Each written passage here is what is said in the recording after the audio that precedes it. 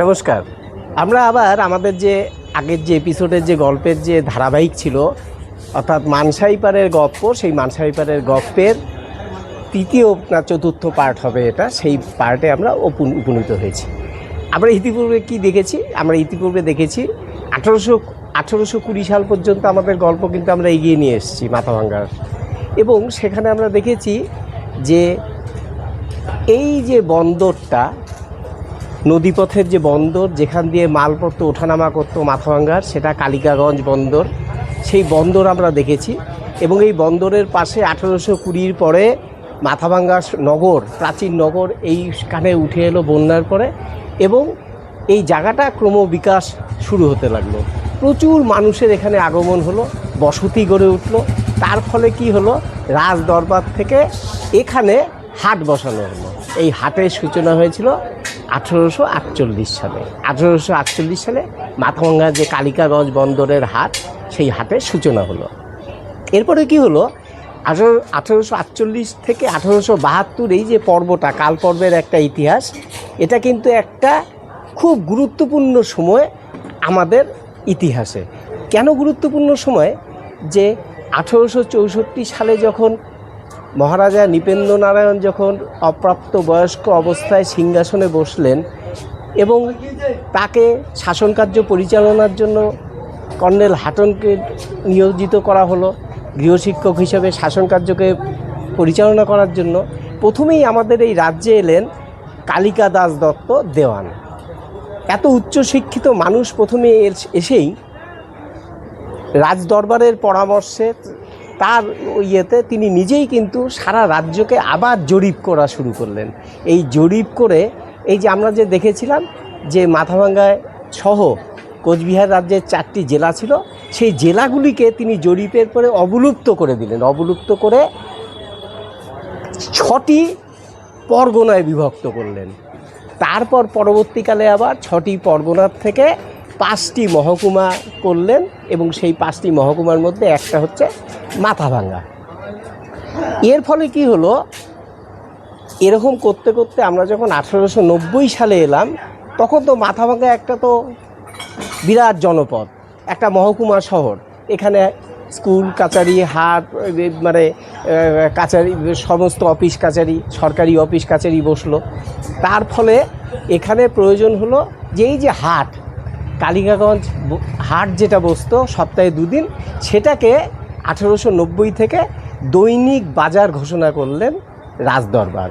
তখন থেকে আমাদের যে এই যে বাজারটি, এই বাজারটি কালিকাগঞ্জ বাজার 1890 সাল থেকে তেমনভাবে চলে এসছে।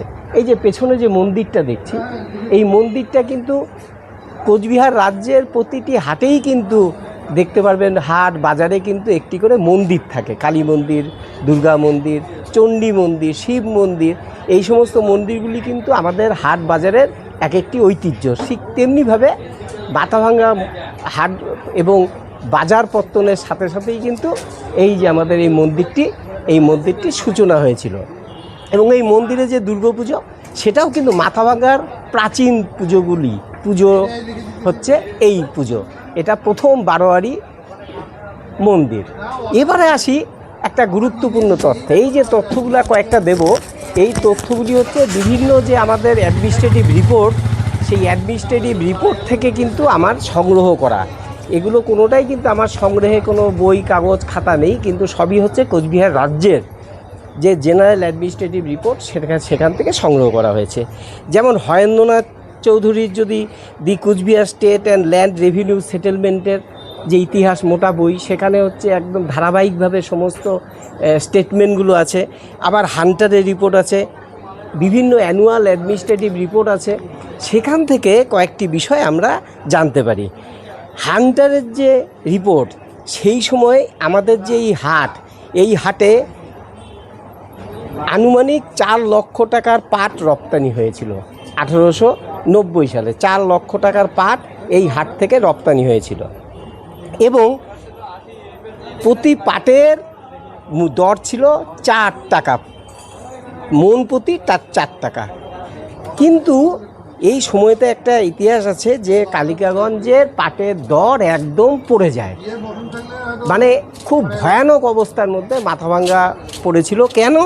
যে এই যে বলা আছে 308 মণ তামাক রপ্তানি হলো, হাটের মধ্যে অবিকৃত থাকে এক বছরে 5200 মণ তামাক। কেন হলো এরকম? সেই কারণ হচ্ছে এই সময়টা 72 থেকে 1872 থেকে তারপরে কয়েক বছর কালিকাগঞ্জ বন্দরে এই যে ক্রমজে একটা মানে উন্নতি, এবং আমরা দেখছি যে ব্যাপক পরিমাণে পাট এবং তামাক অর্থকরী যে ফসল সেগুলো এই বন্দরে, এই হাট থেকে, এই বন্দর থেকে রপ্তানি হতো এবং হাটে বিক্রিত হতো।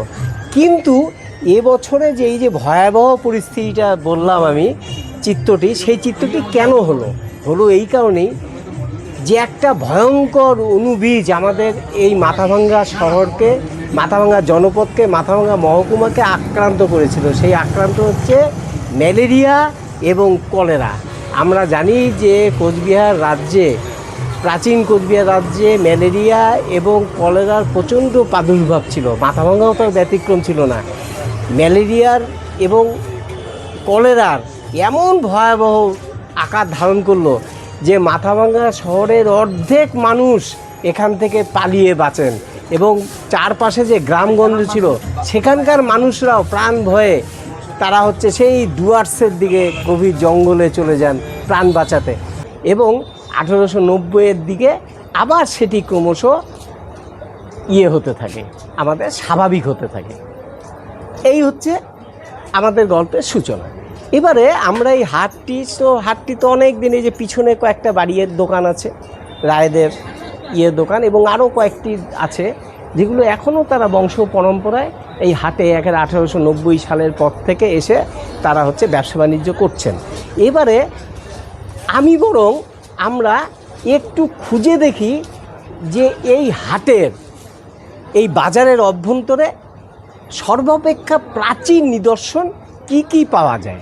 তাহলে আমরা প্রথমেই যাব গরুহাটিতে, কারণ গরুহাটি একটা ঐতিহ্যপূর্ণ স্থান যেখানে গরুর ব্যবসা কেনা হতো। সেখানে একটু দেখে নিই যে কোন জায়গাটায় কি ছিল এবং হাটের চিত্রটা কেমন ছিল, একটু অনুমান আমরা করতে পারবো। চলো তা